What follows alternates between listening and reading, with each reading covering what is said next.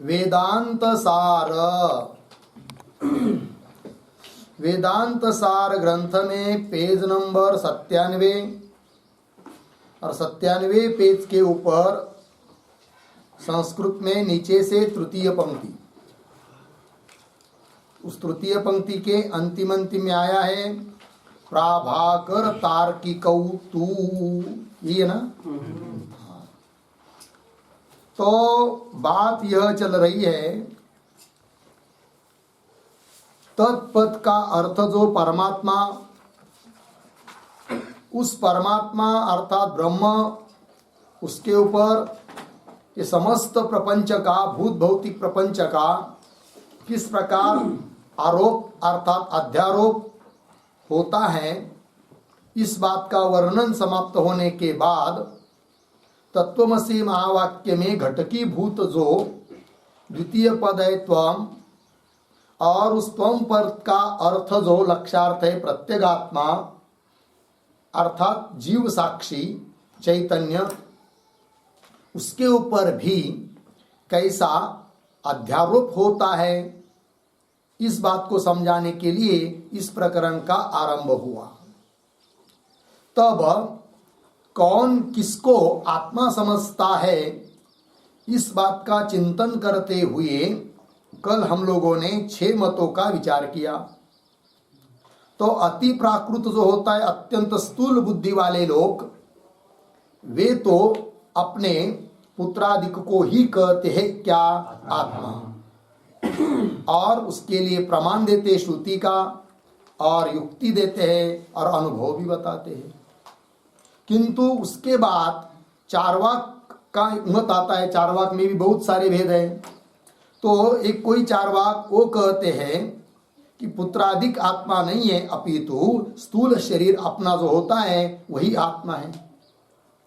फिर वे भी अपने मत को सिद्ध करने के लिए श्रुति और युक्ति और अनुभव का प्रमाण देते हैं। और इस प्रकार आगे आगे वाले मत वाले के द्वारा दी गई जो श्रुति युक्ति अनुभव है, उससे पीछे पीछे वाले मत का निराकरण हो जाता है, बाधित हो जाते हैं। ठीक है, तो ये कहा। तो 2 मत हुए, पुत्रादिक को आत्मा मानने वाले का मत एक, और स्वयं के अपने स्थूल शरीर को आत्मा मानने वाले का मत 2 हुए। उसके बाद पुनः दूसरे कुछ चारवाक आए और उन्होंने कहा कि स्थूल शरीर भी आत्मा नहीं है, अपितु आत्मा है कौन? इंद्रिया। इंद्रियों को आत्मा कह दिया, इंद्रियों को आत्मा मानने वाले का मत हुआ। उसके बाद दूसरे कुछ चारवाक आए, उन्होंने कहा इंद्रिय भी आत्मा नहीं है, अपितु प्राण ही आत्मा है।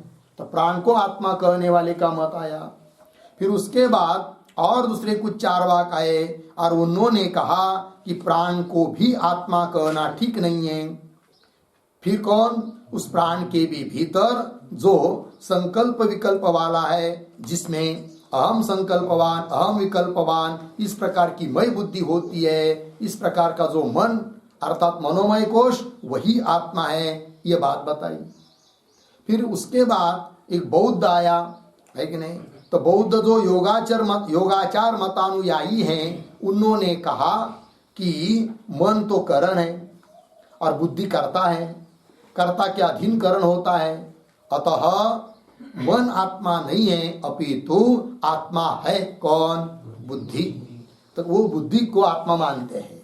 और बुद्धि का स्वरूप क्या? तो वो बुद्धि का स्वरूप बताते क्षणिक विज्ञान।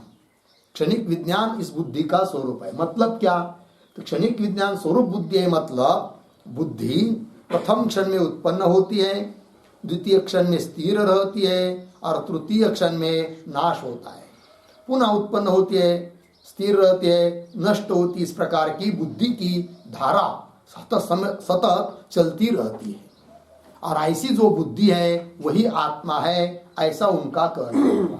लग गया इतना? तो यहाँ तक बात हो गई। फिर उसके बाद आते हैं प्राभाकर मतानुयायी। तो पंक्ति को पढ़िए, देखता हूँ, पढ़ता हूँ।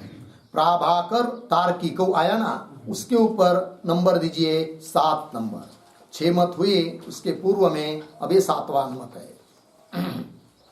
तो पंक्ति देखिए, प्राभाकर तार्किकौ तो अन्यो अंतरात्मा आनंदमय इत्यादि श्रुते। मिल गया। तो श्रुते के नीचे अधोरेखा। फिर आगे, बुद्ध्यादीनाम आज्ञाने लय दर्शनात्। तो लय दर्शनात्, दर्शनात् इसके नीचे अधोरेखा। फिर आगे, अहम अज्ञः अहम अज्ञानी इत्यादि अनुभवात् च। अनुभवात् इसके नीचे भी अधोरेखा। 3 हेतु हुए। अनुभवाच्च अज्ञानम आत्मा इति वदतः। ठीक है जी। तो वदतः एक क्रियापद है, बराबर है कि नहीं? तो वदतः इसका कर्ता कौन है? प्राभाकर तार्किक। फिर सब जगह वदति वदति हुआ या वदतः क्यों हुआ? द्विवचन है। प्राभाकर और तार्किक के द्विवचन होने के कारण द्विवचन का रूप हुआ वदति वदतः वदन्ति। तो वदतः तो प्राभाकर और तार्किक लोग बोलते हैं। क्या बोलते हैं वो? तो वदतः के पूर्व में 2-3 शब्द देखिए। क्या? अज्ञानम आत्मा इति वदतः। तो मुख्य वाक्य बन गया क्या? प्राभाकर तार्किको अज्ञानम आत्मा इति वदतः। प्रभाकर और तार्किक लोग अज्ञान को आत्मा कहते हैं। लग गया जी। वो प्राभाकर कौन है जी? तो ध्यान दीजिए, पूर्व मीमांसा एक शास्त्र है 6 शास्त्रों में से। वैसे तो 6 आस्तिक शास्त्र, 6 नास्तिक शास्त्र। नास्तिक मतलब उसको कहते जो वेद को नहीं मानते हैं, उनको कहते हैं नास्तिक। ऐसे भी 6 दर्शन होते हैं। और वेद को मानने वाले जो होते हैं उनको कहते हैं क्या? आस्तिक। वो 6 है। तो 6 शास्त्र में वो कौन कौन होते हैं? न्याय शास्त्र, वैशेषिक शास्त्र, बराबर 2 हो गए। सांख्य शास्त्र, योग शास्त्र, ये 2 हुई। और पूर्व मीमांसा, उत्तर मीमांसा, ये 2 हुए। तो पूर्व मीमांसा मतलब कर्मकांड प्रकरण और उत्तर मीमांसा वेदांत। ठीक है। तो पूर्व मीमांसा जो है उसके एक आचार्य है प्रभाकर। पूर्व मीमांसा के वैसे मुख्य आचार्य जैमिनी, कुमारिल भट्ट इत्यादि पारंपरिक। और कुमारिल भट्ट की शिष्य रहे प्रभाकर जी।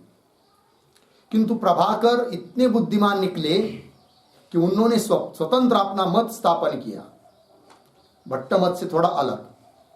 ठीक है तो मीमांसा ही, किंतु उनको गुरु शब्द से कहने जाने लगा। सब लोग उनको गुरु बोलते रहे।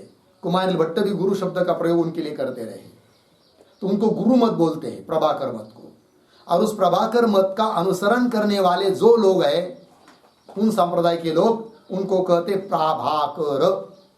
प्रभाकर मतानुयायी जो, उनको क्या कहेंगे? प्राभाकर। ठीक है, वे लोग। और दूसरे तार्किक। तार्किक मतलब नैयायिकादिक। ठीक है ना, तर्क को प्रधान मानने वाले तार्किक लोग। तो प्रभाकर मतानुयायी और तार्किक लोग नैयायिकादिक, वे लोग आत्मा कहते हैं किसको? अज्ञान। क्योंकि उनके मत में ज्ञान स्वरूप आत्मा नहीं है, ज्ञान वगैरह आत्मा का गुण है कि नहीं? और उस गुण वाला जो आत्मा वो द्रव्य विशेष है, और वो और की कोई चीज नहीं है। सूक्ष्म रीति से चिंतन करेंगे तो अज्ञान को ही वो बोलते हैं क्या? आत्मा। तो वही कहा प्रभाकर तार्किकौ अज्ञानम आत्मा इति वदतः। तो बोलेंगे फिर प्रमाण क्या? तो वे लोग प्रमाण देते हैं, श्रुति का प्रमाण देते हैं, युक्ति भी बताते हैं और अनुभव भी बताते हैं।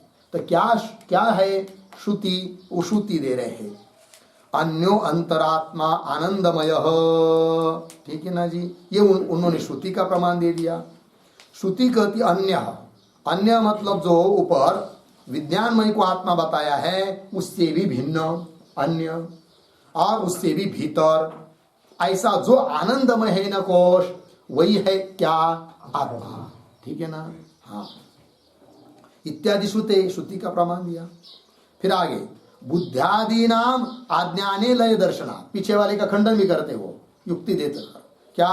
कि वो कहते हैं बुद्धि आत्मा नहीं है। ऊपर का मत क्या हुआ, बुद्धि आत्मा है, वो कहते बुद्धि आत्मा नहीं है, क्योंकि सुषुप्ति अवस्था में बुद्धि का भी लय हो जाता है। किसमें, अज्ञान में।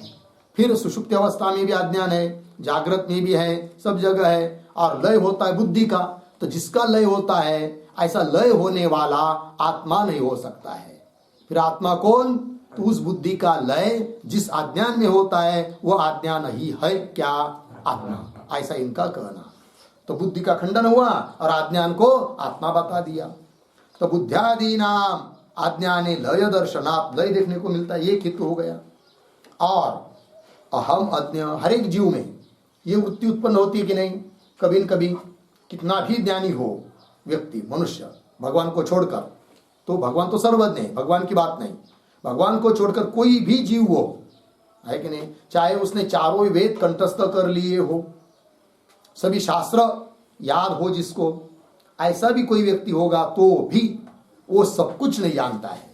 कभी न कभी किसी न किसी चीज को लेकर वो बोलता ही है कि मैं उस चीज को नहीं जानता हूं, अर्थात अहम अज्ञ, मैं अज्ञानी हूं, ऐसा बोलता है कि नहीं। तो अज्ञानी हूं, ये मैं अज्ञानी हूं, इस प्रकार की प्रतीति सब जीवों में हो रही है, अर्थात वो अज्ञान ही है क्या, आत्मा। ऐसा इनका कहना, वही दिख रहे, अहम अज्ञ, मैं अज्ञानी हूं, अहम अज्ञानी, मैं अज्ञानी हूं, है कि नहीं, मैं नहीं जानता हूं, इस प्रकार। अहम अज्ञानी इत्यादि अनुभवात च, इस अनुभव के बल पर सिद्ध होता है क्या, कि अज्ञान ही आत्मा है। हो गया जी, चलिए। अनुभवाच अज्ञानम आत्मा इति वदतः, ऐसे ये लोग कहते हैं। ठीक है, आगे चलिए भाई। तो ये 7 नंबर का मत हो गया। फिर आगे भाट्ट तो, ठीक है जी। भाट्ट क्या कहते हैं, भाट्ट मतलब कौन, कुमारिल भट्ट के, भट्ट का अनुयायी, कुमारिल भट्ट के अनुयायी, उनका अनुसरण करने वाले भाट्ट लोग, भाट्ट संप्रदाय के लोग। भाट्ट तु क्या कहते हैं, प्रज्ञान घन एव आनंदमय इत्यादि श्रुते है। तो श्रुते के नीचे अधोरेखा, सुषुप्त प्रकाश अप्रकाश सद्भावात, सद्भावात, इसके नीचे भी अधोरेखा। आगे माम अहम न जानामि इत्यादि अनुभवात, अनुभवात के नीचे अधोरेखा। च अज्ञानोपहितम चैतन्यम आत्मा इति वदतः। लग गया जी। तो इनके मत में कौन आत्मा है, तो अज्ञानोपहित चैतन्य, न केवल अज्ञान न केवल चैतन्य, अपितु अज्ञानोपहित चैतन्य। अर्थात इनके मत में जो आत्मा है वो प्रकाश अप्रकाश स्वरूप है, जड़ चेतन स्वरूप है। अर्थात आत्मा कुछ जड़ भी है, कुछ चेतन भी है कि नहीं, कुछ प्रकाश स्वरूप भी है, कुछ अप्रकाश स्वरूप भी है आत्मा इनके मत में।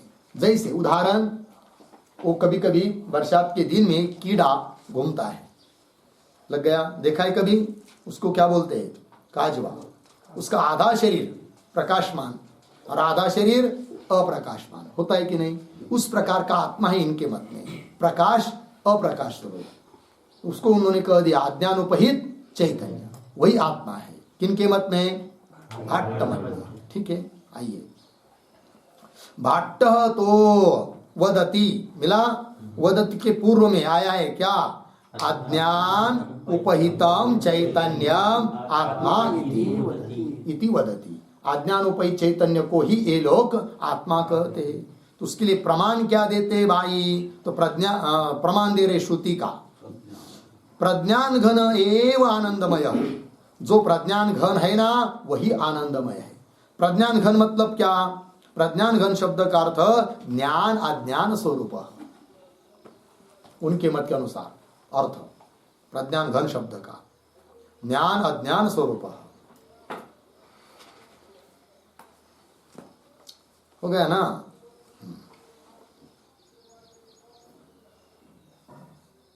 ज्ञान अज्ञान स्वरूप। यद्यपि वेदांत मत में प्रज्ञान घन शब्द का अर्थ ज्ञान स्वरूप इतना ही है, किंतु भाट्ट लोग अपने मत के अनुसार श्रुति का अर्थ करते हैं। अतः प्रज्ञान घन का अर्थ बताते वो क्या, ज्ञान अज्ञान स्वरूप, प्रकाश अप्रकाश स्वरूप जो है ना वही आनंदमय है और वही आत्मा है। तो श्रुति का प्रमाण दे दिया। तो प्रज्ञान घन एवं आनंदमय इत्यादि श्रुते है। और आगे सुषुप्त, तो बोलेंगे फिर युक्ति कुछ बताओ। तो सुषुप्त प्रकाश अप्रकाश सद्भावात्, तो सुषुप्ति अवस्था में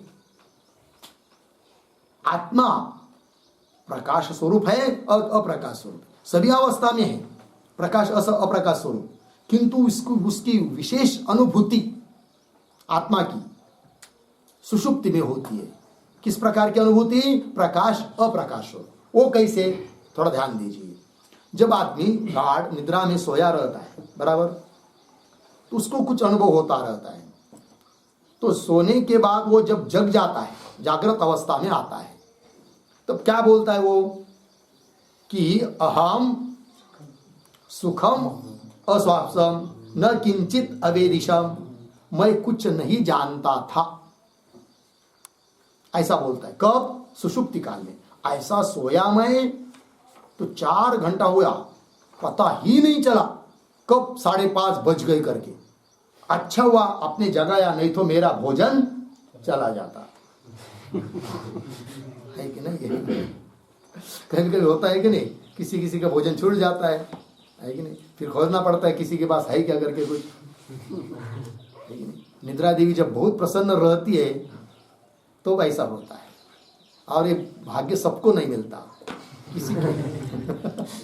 किसी किसी को ही प्रसन्न रहती है वो, कौन, निद्रा देवी। और किसी किसी पर बहुत नाराज रहती है, गोली खा भी नहीं आती है, कौन, निद्रा देवी। लग गया कि नहीं। हाँ, तो निद्रा देवी को प्रसन्न करना है कि नहीं करना है, नहीं करना है। हाँ चलो भाई, तो निद्रा देवी आवश्यक है, लेकिन कितनी, 6 घंटा, ठीक है कि नहीं। प्रौढ़ व्यक्ति के लिए 6 घंटा सोने के लिए कहा है। 6 घंटा से ज्यादा सोएंगे तो विकृति निर्माण होगी। लग गया। चलो, अपना विषय ये चल रहा है कि सुषुप्ति अवस्था में आत्मा प्रकाश अप्रकाश स्वरूप कैसा है, इस बात को बताना। तो जगने के बाद आदमी क्या कहता है कि मैं कुछ नहीं जानता था। तो कुछ नहीं जानना मतलब क्या हुआ, अज्ञान। तो अप्रकाश स्वरूप हुआ आत्मा सुषुप्ति अवस्था में। अच्छा, सुषुप्ति अवस्था में जानने वाला और अपने सिवाय कोई है ही नहीं है, इंद्रिया भी नहीं है, इंद्रिया सब लीन हो चुकी है अपने अपने गोलक में, है कि नहीं, या अज्ञान में। मन भी अज्ञान में चला गया, बुद्धि भी वहां पर नहीं है, और ज्ञान तो हुआ है। और ज्ञान नहीं मानेंगे तो जागृत अवस्था में स्मरण कैसा हो रहा है फिर, मैं कुछ नहीं जानता था, स्मरण हो रहा है कि नहीं, स्मरण हो रहा है, इसका मतलब अनुभव है। तो फिर अनुभव किसको हुआ है, ये ज्ञान किसको हो रहा है, आत्मा को। तो मैं कुछ नहीं जानता था, सुषुप्ति अवस्था में अनुभव हुआ कि नहीं, ज्ञान हुआ, मतलब ज्ञान भी वहां है, तो आत्मा ज्ञान स्वरूप भी है। और कुछ नहीं जानता था मतलब क्या, अज्ञान, तो अज्ञान भी है, मतलब आत्मा कैसा हुआ फिर, अज्ञान ज्ञान स्वरूप, प्रकाश अप्रकाश स्वरूप, ऐसा आत्मा का स्वरूप है। ऐसा इनका कहना है, किनका, भाट्ट मतानुयायी लोगों का। बात समझ में आ रही है। चलिए, तो सुषुप्त प्रकाश अप्रकाश सद्भावात्, लग गया इतना।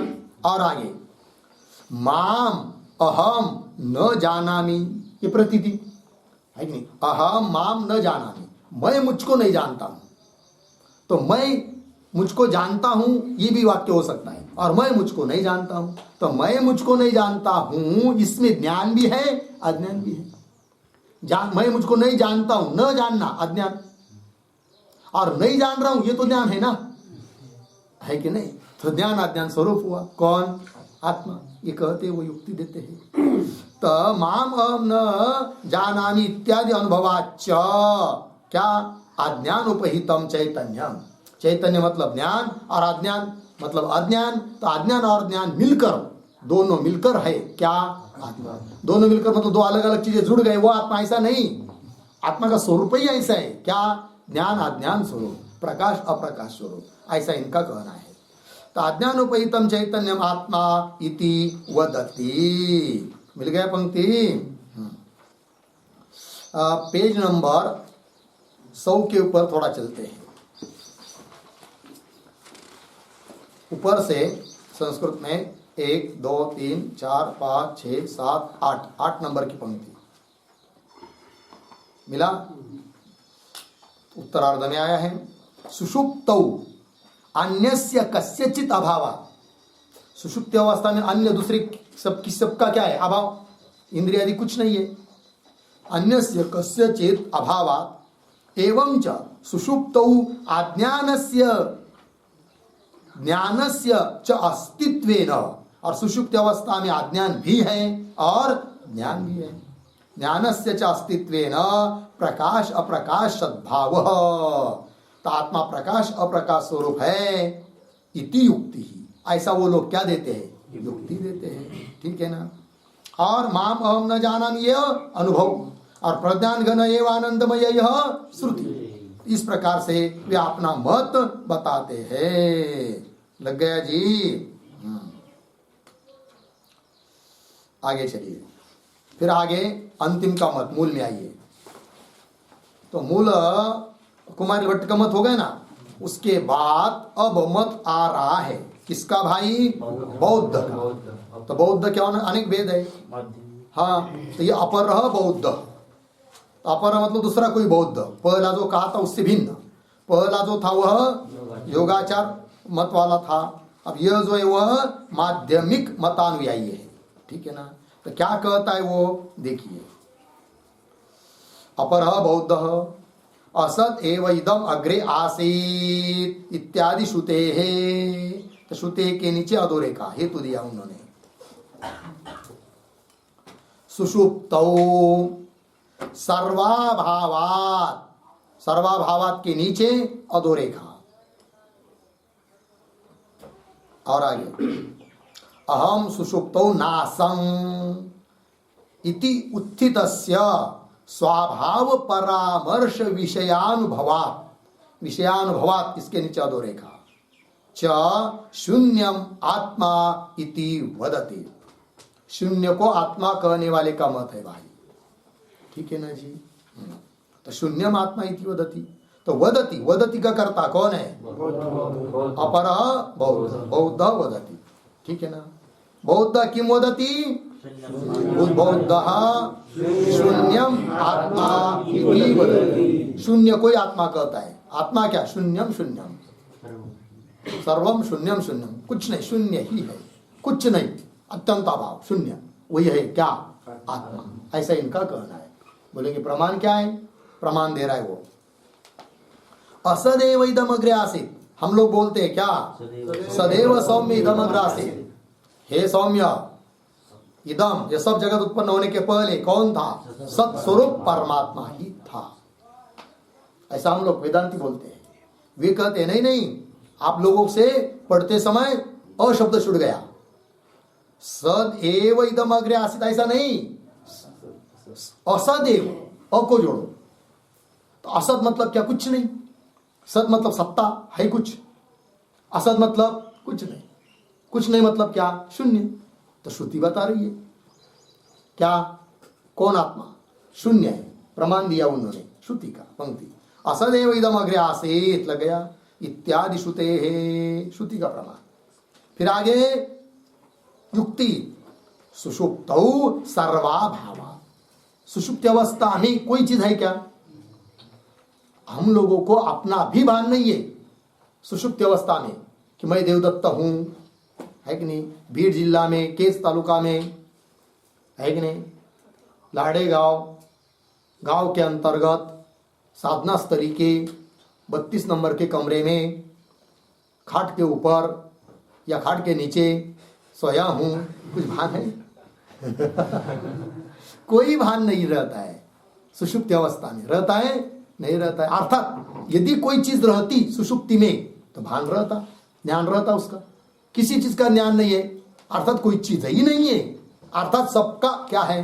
अभाव। और सबका अभाव कोई मत कहते वो क्या? शून्य। सभी चीज का अभाव मतलब क्या? शून्य। इस घर में कोई है? कोई नहीं।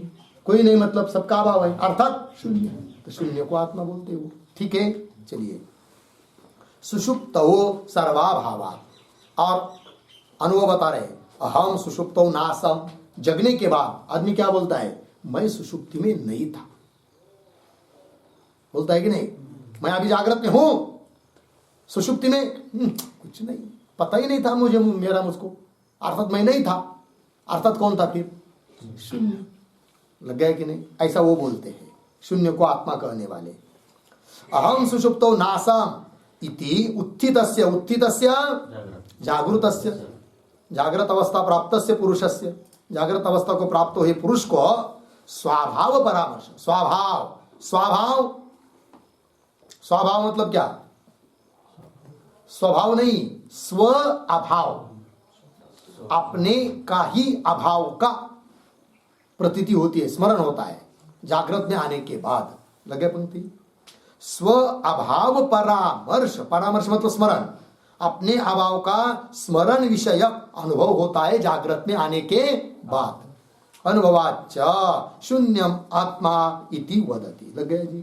तो कितने मत हुए भाई? 9। तो भाट्ट के ऊपर लिख दिया ना 8 आंकड़ा, और अपर बौद्ध इसके ऊपर 9 का आंकड़ा, तो 9 लोगों का मत बता दिया। लग गया? अब प्रश्न उपस्थित होगा कि हम तो बड़े थे, पहले ही ठीक थे, ये कुछ पता नहीं था, बुद्धि में ये नहीं थी क्या, चल विचल नहीं थी, अपने अपने महिमा में रामकृष्ण रामकृष्ण या कोई भी भजन पूजन कर रहे थे, है कि नहीं? मैं जीवात्मा हूँ, कोई परमात्मा है, ऐसा समझकर चल रहा था अच्छा बढ़िया से। अभी पढ़ लिया सब तो 9 मत आ गए, कोई किसको आत्मा कहता है, कोई किसको आत्मा कहता है, कोई किसको आत्मा कहता है। आप किसको आत्मा समझे भाई? बड़ी दिक्कत हो गई। इसको समझे तो उसको गुस्सा आएगा, और उसको समझे तो उसको गुस्सा आएगा। कोई लोग होते हैं इस प्रकार के, दुनिया में जीना चाहते हैं कि कोई हमसे नाराज न रहे, इसको भी तेल लगाएंगे, उसको पानी लगाएंगे, उसको घी लगाएंगे, है कि नहीं? तो दुनिया में ऐसा होता नहीं है। लग गया कि नहीं? कोई नाराज रहेगा तो कोई खुश रहेगा, इसलिए दुनिया का चक्कर छोड़ दो और शास्त्र के मार्ग से चलो। लग गया कि नहीं? तस्मात् शास्त्रम प्रमाणन्ते, ये कहो, है कि नहीं? इसलिए लोक वासना भी बहुत प्रतिबंधक होती है।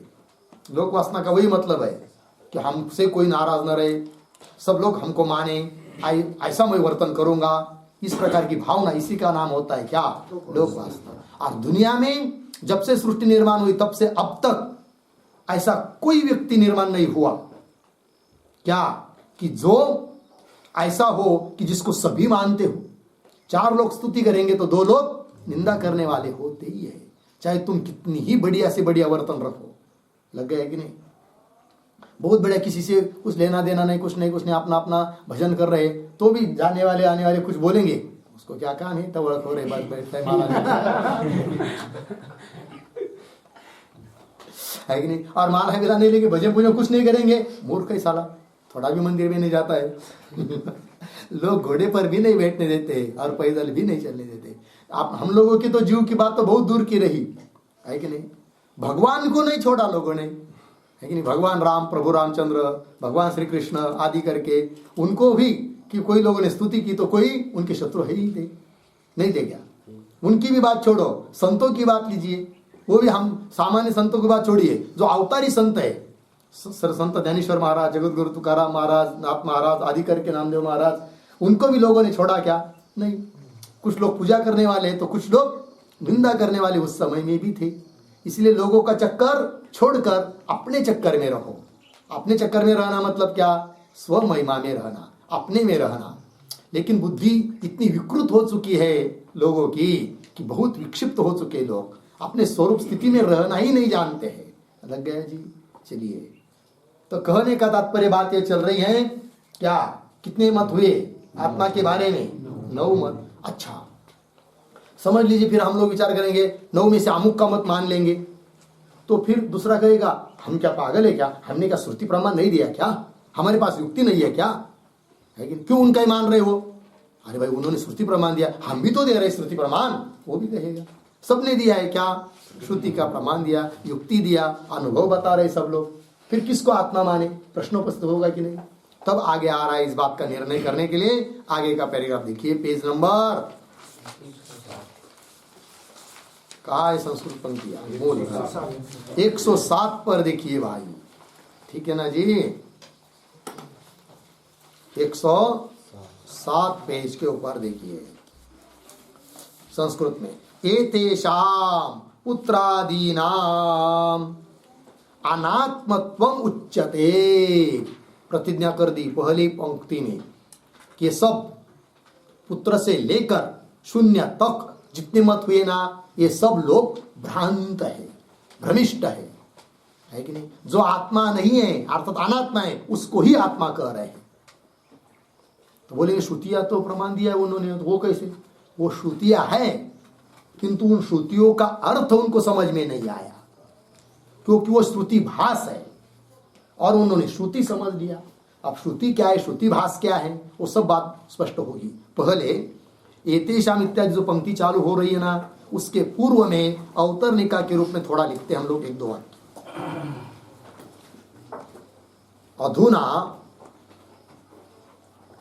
अधुना पुत्रादि शून्य पर्यंतानाम, पुत्रादि शून्य पर्यंतानाम आत्मत्व प्रतिपादक श्रुत्यादेहे, आत्मत्व प्रतिपादक श्रुत्यादेहे आभासत्वात्, श्रुत्यादेहे आभासत्वात्। आगे पूर्व मतस्य, पूर्व मतस्य उत्तरोत्तर मत बाध्यत्वात्, उत्तरोत्तर मत बाध्यत्वात् च। आगे दृश्यत्व जड़त्वादि, दृश्यत्व जड़त्वादि हेतु कदम्बैः, हेतु कदम्बैः च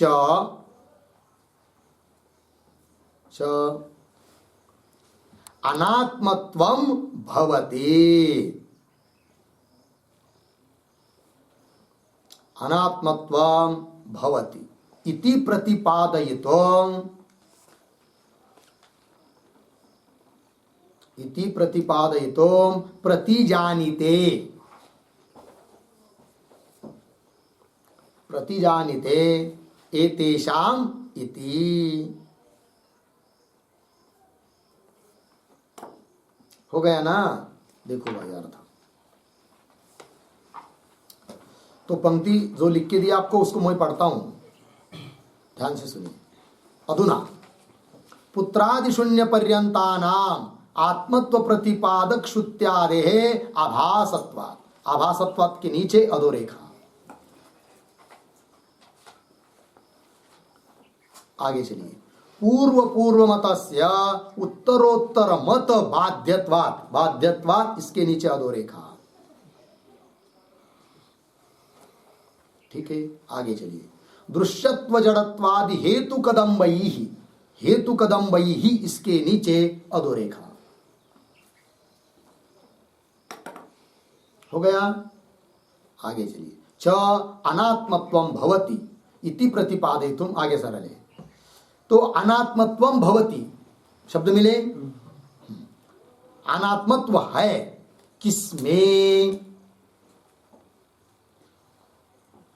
अनात्मत्व है किसमें? हाँ, पुत्रादि शून्य पर्यंतानाम, इसको पकड़ना। वाक्य बन गया। क्या वाक्य बना? पुत्रादि शून्य पर्यंतानाम अनात्मत्वम भवति। मिल गया ना? पुत्रादि शून्य पर्यंत मतलब वो जो पीछे 9 मत बताए, पुत्र से लेकर शून्य तक जितने मत बताए वो सभी उन्होंने जिसको आत्मा कहा वे सभी क्या है? अनात्मा है। बोलेंगे क्यों? हेतु क्या?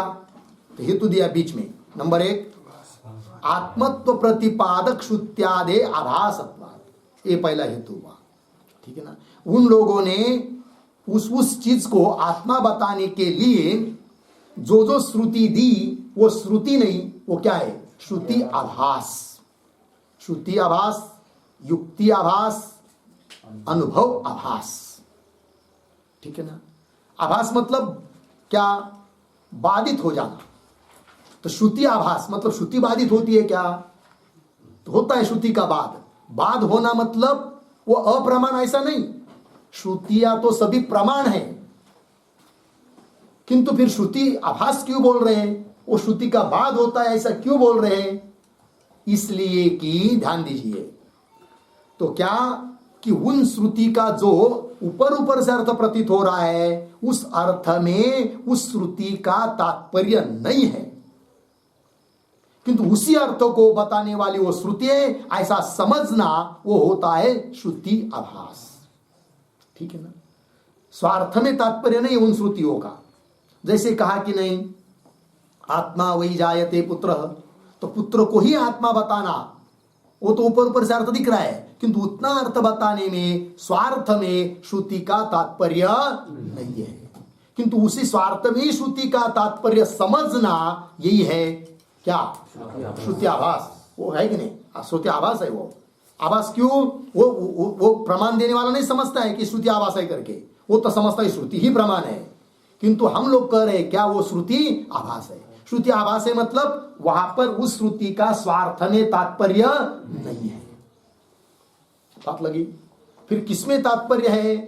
तो सच्चा वास्तविक जो आत्मा है, सभी वेद के वाक्य, सभी उपनिषदों के वाक्य साक्षात या परंपरा से मुख्य सच्चिदानंद घन आत्मा को बताने में ही लगे हुए हैं। फर्क इतना है कि कोई साक्षात बताते हैं और कोई परंपरा से बताते हैं, जिसको कहते हैं शाखा चंद्र न्याय से। ठीक है कि नहीं? शाखा चंद्र न्याय कैसा होता है वो भी थोड़ा समझ लेंगे। होती क्या है बात? तो प्रतिपदा का जो चंद्र होता है, प्रतिपदा के दिन निकलता है कि नहीं चंद्र, तो वो बहुत सूक्ष्म होता है, वो जल्दी से दिखाई देता नहीं है। फिर उसके लिए बताना जिसको दिखाई दे रहा है वो दूसरे को बताता है क्या? अरे भाई वो चंद्र देखो, दिख नहीं रहा है जी। अच्छा, नहीं दिख रहा है।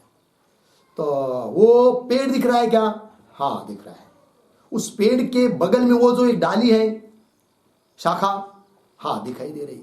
उस शाखा के सीधा नीचे आगे देखो, अच्छा दिखाई दिया क्या? चंद्र। अब पेड़ को दिखाने में तात्पर्य है क्या? नहीं है, किंतु पेड़ को दिखाया कि नहीं? तो वो पेड़ को देखो, वो पेड़ ही है चंद्र। तो पेड़ चंद्र है क्या?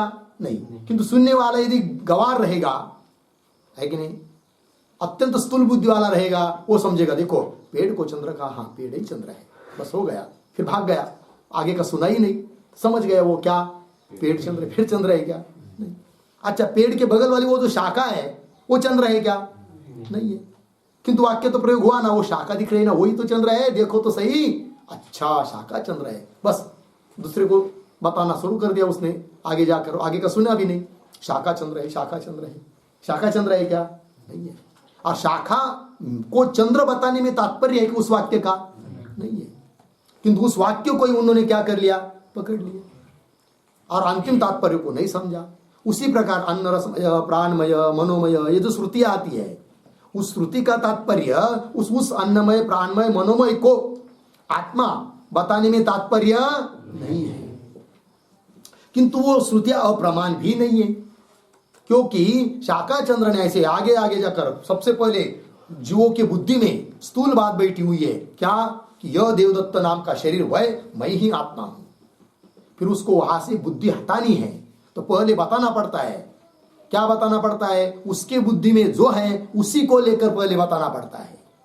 और सीधा बताएंगे पागल थाला, शरीर थोड़ी आत्मा होता है, वो आत्मा अलग होता है, वो बोलेगा ये मेरे को पागल कर, चलो छोड़ दो इनके बाद, चल भाग जाएगा, सुनेगा ही नहीं।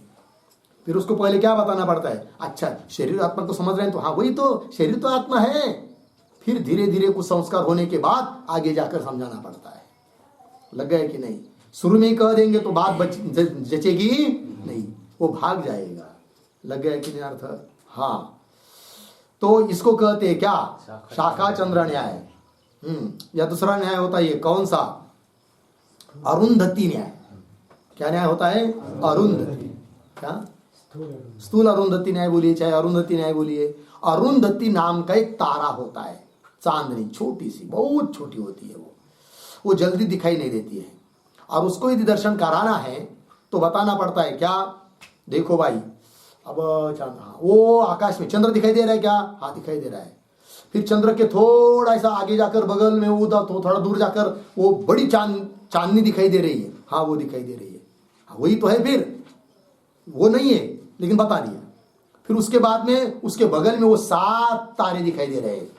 7 तारे उसके बगल में, हाँ वो 7 तारे दिखाई दे रहे हैं।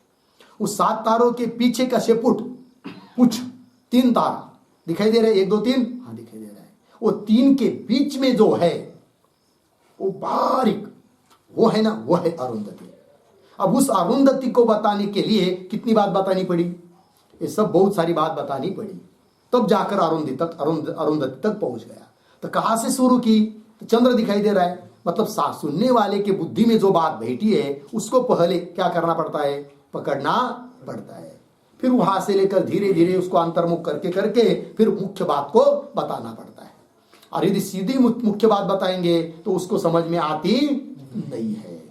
बात लगी कि नहीं? हाँ, तो ये होता है।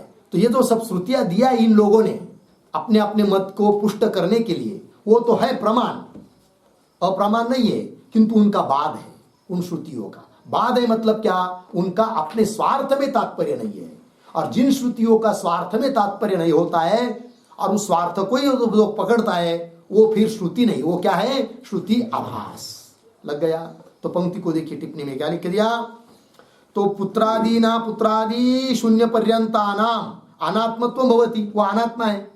इस बात को बताने की प्रतिज्ञा कर रहे ग्रंथकार, किंतु वो पुत्रादि सभी अनात्मा क्यों है? उसके लिए एक एक हेतु। आत्मत्व प्रतिपादक श्रुत्यादे आभासत्वात्, उन्होंने जो श्रुति प्रमाण दिया है वो सब क्या है? श्रुति आभास है।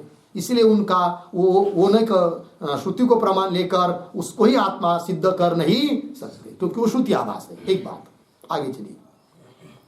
पूर्व मतस्य उत्तरोत्तर मत बाध्यत्वात्, और वहां पर 9 मत है कि नहीं? तो पूर्व मत, पहला मत उसका बाद हुआ दूसरे मत से, दूसरे मत का बाद हुआ तीसरे मत से, तीसरे मत का बाद हुआ चौथे मत से, ऐसे पूर्व का बाद होता गया आगे आगे वाले मत के द्वारा। अतः सभी वो क्या है? बाधित है। अर्थात उन्होंने जो कहा आत्मा वो आत्मा नहीं है। वही पूर्व मतस्य उत्तरोत्तर मत बाध्यत्वात् च, और भाई दृश्यत्व जड़त्वाद हेतु कदम्बयी, कदम्ब कहते समूह, उन हेतु का समूह है कि नहीं? जड़त्व दृश्यत्व ये हेतु दिया जाते हैं अनात्मत्व सिद्ध करने के लिए। उदाहरण जैसे घटः अनात्मा, क्यों? दृश्यत्वात्। क्यों? घटः अनात्मा, क्यों? जड़त्वात्। इस प्रकार के बहुत सारे हेतु दिया जाते हैं। तो घट अनात्मा है, क्यों? दृश्य होने के कारण, पहला हेतु दृश्य होने के कारण दिखाई देता है। यत्र यत्र दृश्यत्वम तत्र तत्र अनात्मत्वम यथापट, ठीक है? तो अनात्मत्व की सिद्धि हो जाती है। उसी प्रकार घट अनात्मा जड़त्वात्, जड़ होने से, यत्र यत्र जड़त्वम तत्र तत्र अनात्मत्वम, जो चीज जड़ है वह अनात्मा यथापट है कि नहीं? उसी प्रकार बहुत सारे हेतु दिया जाते। उदाहरण कृतकत्वात्, घटः अनात्मा कृतकत्वात्, कृतकत्वात् का अर्थ होता है कार्यत्वात्, कार्य होने से। यत्र यत्र कृतकत्वाम तत्र तत्र अनात्मत्वम यथापट, तो घट अनात्मा है। लग गया कि नहीं? और हेतु दिए जाते। उदाहरण, हाँ है कि नहीं? दृश्यत्वात् जड़त्वात् अनात्मत्व कृतत्वात् अविद्या कार्यत्वात्, ठीक है ना? अनित्यत्वात्, ये भी हेतु बन जाएगा। अनित्य जो चीज है वह अनात्मा है। अनात्मत्व की सिद्धि करनी है ना, तो अनित्यत्व हेतु, माया अविद्या कार्यत्व हेतु, विकारित्व, बहुत सारे हेतु बन जाते हैं। लग गए जी? तो उन हेतु के समूह के द्वारा क्या सिद्ध होता है? अनात्मत्व की सिद्धि। तो उन लोगों ने जिसको भी आत्मा बताया है वो सब क्या है? अनात्मा ही है। लग गया जी? ये हेतु समूह को ध्यान में रखना है, बहुत सारे। उदाहरण दृश्यत्व, जड़त्व, कृतकत्व है कि नहीं? अनित्यत्व, अविद्या कार्यत्व, विकारित्व, ठीक है ना? परिच्छिन्नत्व, ये सब हेतु होते हैं। ठीक है, चलिए। दृश्यत्व जड़त्वादि हेतु कदम्बैः च अनात्मत्वं भवति इति प्रतिपादयितुम, इस बात का यह प्रतिपादन करना है इस पैराग्राफ में, ठीक है ना। प्रतिपादयितुम प्रतिजानिते, प्रतिजानिते प्रतिज्ञा करोति, ग्रंथकार प्रतिज्ञा कर रहे हैं क्या कि उन सभी लोगों ने बताया हुआ जो भी आत्मा है वो सब आत्मा नहीं है अपितु अनात्मा है। क्यों, कैसे, वो सब बात एक एक बात आ रही है। एतेषाम, पंक्ति को देखिए मूल में, एतेषाम पुत्रादीनाम अनात्मत्वम उच्यते, हो गया ना। कैसे आगे, चलिए आगे, एतैहि अति प्राकृतवादिभिः उक्तेषु श्रुति युक्ति अभाव, नहीं, श्रुति युक्ति अनुभव आभासेषु पूर्वोक्त श्रुति युक्ति अनुभव आभासानाम उत्तरोत्तर श्रुति युक्ति अनुभव आभासैः आत्मत्व बाध दर्शनात् पुत्रादीनाम अनात्मत्वम स्पष्टम एव। लग गया जी। अंतिम किम शब्द क्या आया है, पुत्रादीनाम अनात्मत्वम स्पष्टम एव, इसी को सिद्ध करना है। पुत्रादीनाम, पुत्र से शुरू किया था कि नहीं, पुत्र से लेकर शून्य तक, तो पुत्रादीनाम अनात्मत्वम स्पष्टम एव, पुत्रादिक अनात्मा ही है, इस बात, यह बात स्पष्ट है। वो कैसे, तो चलिए एक एक बात को पढ़ते हैं। एतैहि अति प्राकृतवादिभिः, बरोबर, अतिशय प्राकृत है बुद्धि जिनकी, अत्यंत स्थूल है बुद्धि जिनकी, ऐसे जो चार्वाकादि लोग, नौमत वाले, ठीक है। एतैहि अति प्राकृतादिवादिभिः उक्तेषु, उन्होंने जो कहे हुए हैं क्या, उक्तेषु श्रुति युक्ति अनुभव आभासेषु, अर्थात उन्होंने जो श्रुति दी है वो श्रुति नहीं है, क्या है, श्रुति आभास। उन्होंने जो युक्ति दी है वो युक्ति नहीं, क्या है, युक्ति आभास। यदि युक्ति का खंडन हो जाता है तो युक्ति नहीं रहती, क्या होती वो, युक्ति आभास। और अनुभव आभास, जिस अनुभव का बाद हो जाता है, खंडन हो जाता है, वो अनुभव नहीं, क्या है, अनुभव आभास। जैसे रज्जु के ऊपर प्रतीत हुआ सर्प, अयम सर्प अनुभव है क्या, अनुभव आभास है, अनुभव आभास है। क्यों, रज्जु का ज्ञान होने के बाद अयम सर्प इस अनुभव का क्या हो जाता है, बाद हो जाता है, अतः वो अनुभव नहीं, अनुभव आभास। लग गया ना। उसी प्रकार इन लोगों ने जो कहे हुए है श्रुति युक्ति अनुभव, तो श्रुति युक्ति अनुभव नहीं है, वो सब क्या है, श्रुति आभास युक्ति आभास अनुभव आभास, ठीक है, अर्थात सबका बाद होता है। श्रुति युक्ति अनुभव आभासेषु, ठीक है ना।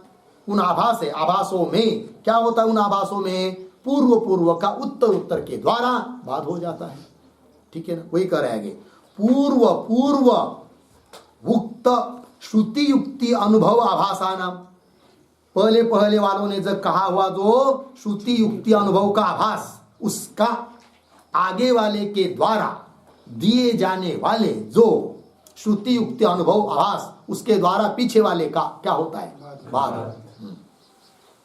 पूर्व उक्त श्रुति युक्ति अनुभव आभासानाम, आभासों का उत्तर श्रुति युक्ति अनुभव आभासैहि, उत्तर दिया जाने वाले जो श्रुति युक्ति और अनुभव, उन श्रुति युक्ति अनुभव आभासों के द्वारा बाद होता है, किनका, पीछे वाले पूर्व वाले श्रुति युक्ति अनुभव आभास का। आभासैहि आत्मत्व बाद दर्शना, उस उन्होंने कहा हुआ जो आत्मत्व है, उस आत्मत्व का क्या होता है, बाद होता है कि नहीं। हाँ, बाद दर्शनात् सिद्ध हो जाता है फिर क्या, पुत्रादि नाम अनात्मत्व। यदि सचमुच पुत्रादि आत्मा होते तो उत्तर जो बताई गई श्रुति आदि है उसके द्वारा पीछे का बाद नहीं होता, जबकि बाद हो रहा है, अर्थात वो सब क्या है, अनात्मा है, आत्मा नहीं है। लग गया। तो इतनी बात तो पक्की हो गई कि नहीं, पुत्र स्थूल शरीर, इंद्रिय, प्राण, मन, बुद्धि और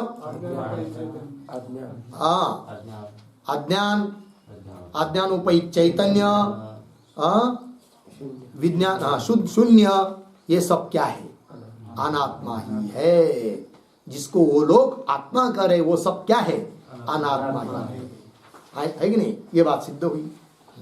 तो पुत्रादि नाम अनात्मत्वम स्पष्टम एव हो गया जी। आगे चलिए, आगे क्या है? आगे का पंक्ति बड़ी है बहुत, एक ही वाक्य सख्त लगता है, एक दो वाक्य, ठीक है। तो देखिए पूरा कर लेते इसको। किंचा, ठीक है ना।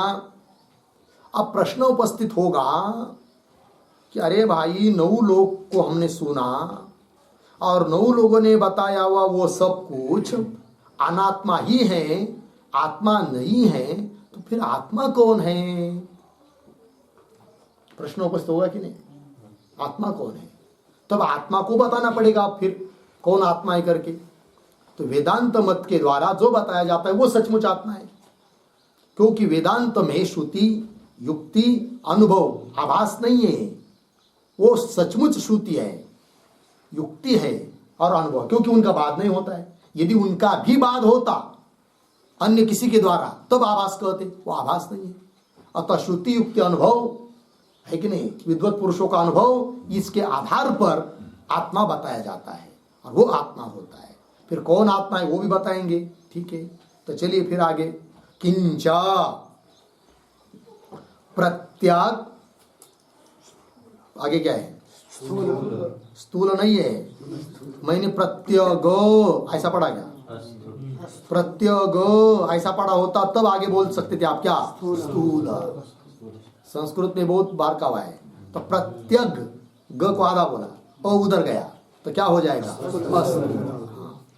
प्रत्यग अस्थूल, अचक्षु, अप्राण, अमना, अकर्ता, ठीक है, चैतन्यम, चिन्मात्रम, सत इत्यादि प्रबल श्रुति विरोधात, विरोधात मिला तो विरोधात के नीचे अधोरेखा कीजिए। आगे चलिए। अस्य पुत्रादि शून्य पर्यन्तस्य जड़स्य चैतन्य भाष्यत्वेन घटादिवत् अनित्यत्वात्, अनित्यत्वात् के नीचे अधोरेखा।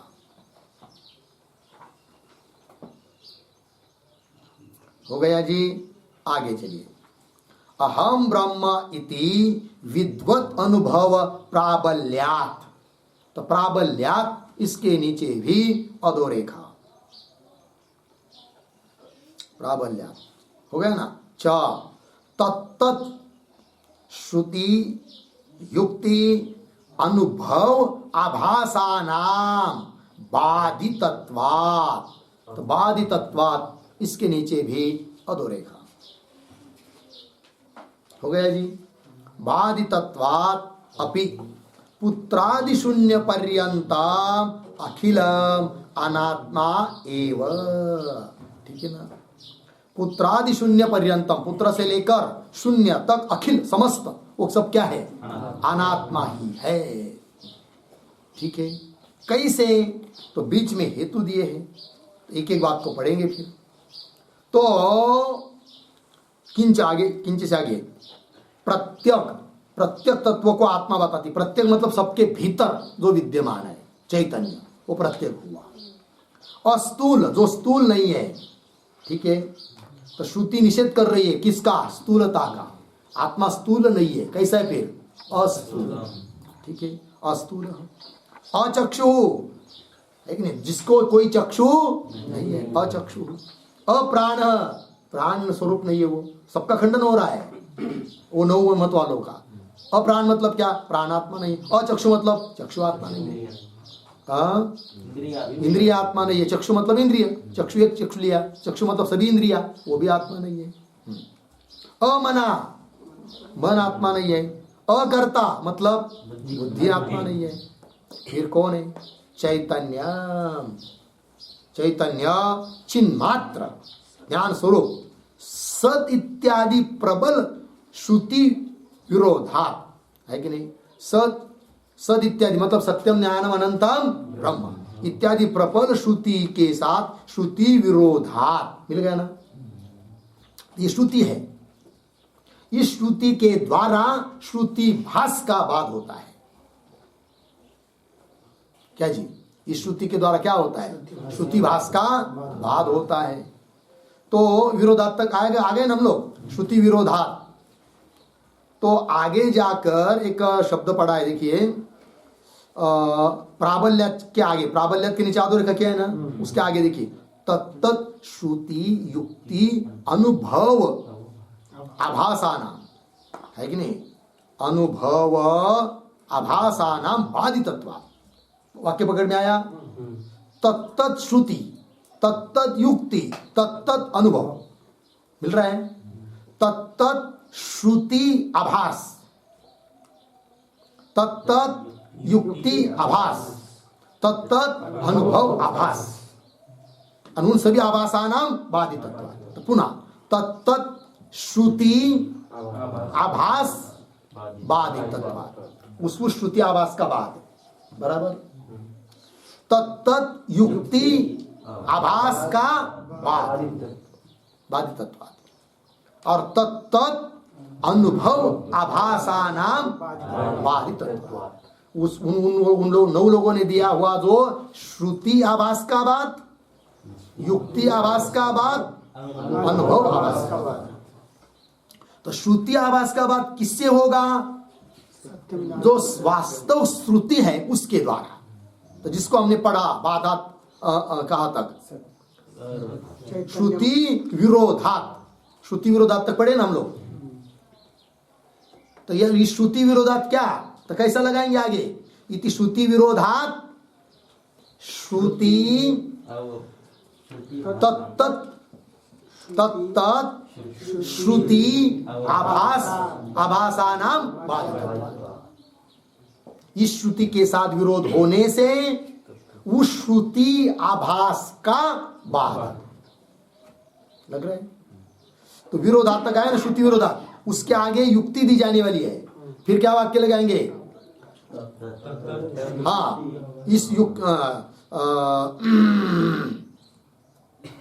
इस युक्ति के द्वारा क्या? तत्त युक्ति आभासानाम बाधितत्वात्। फिर आगे दिया जाएगा मुख्य अनुभव, विद्वान लोगों का अनुभव। फिर क्या कहेंगे? इस अनुभव के बल पर क्या? तत्त अनुभव आभासानाम बाधितत्वात्। ठीक है, उन लोगों ने दी हुई जो श्रुति आभास का बात किससे? श्रुति से। उस लोगों ने दी हुई जो युक्ति, उस युक्ति आभास का बात किससे? वास्तव युक्ति से। और उस लोगों ने दिया हुआ जो अनुभव आभास है, उस अनुभव आभास का भी बाद किससे? विद्वान पुरुष के अनुभव से। तो उनके तीनों बातों का जब बाद हो जाएगा तब आगे बाधितत्वात् अपि, अंतिम का वाक्य, पुत्रादि शून्य पर्यंतम अखिलम अनात्मा, ये बात की सिद्धि हो जाएगी, है कि नहीं? तो पुत्रादि शून्य पर्यंत अखिल वस्तु अनात्मा है, ये बात सिद्ध होगी कब? उन लोगों ने दिया हुआ जो श्रुति युक्ति अनुभव आभास उसका बाद होगा तब। फिर उन लोगों ने दी हुई जो श्रुति आभास उसका बाद होगा श्रुति से। उन लोगों ने दी हुई जो युक्ति आभास है उसका बाद होगा युक्ति से। और उन लोगों ने दिया हुआ जो अनुभव है, अनुभव मतलब अनुभव आभास, उसका बाद होगा विद्वान पुरुष के अनुभव से। तो तीनों का बाद हो जाने से पुत्रादि शून्य पर्यंतम अखिलम अनात्मा एव। बात समझ में आई? अब तक श्रुति बताई है, तो पुनः देखिए किंचे से आगे प्रत्यक मिला कि नहीं?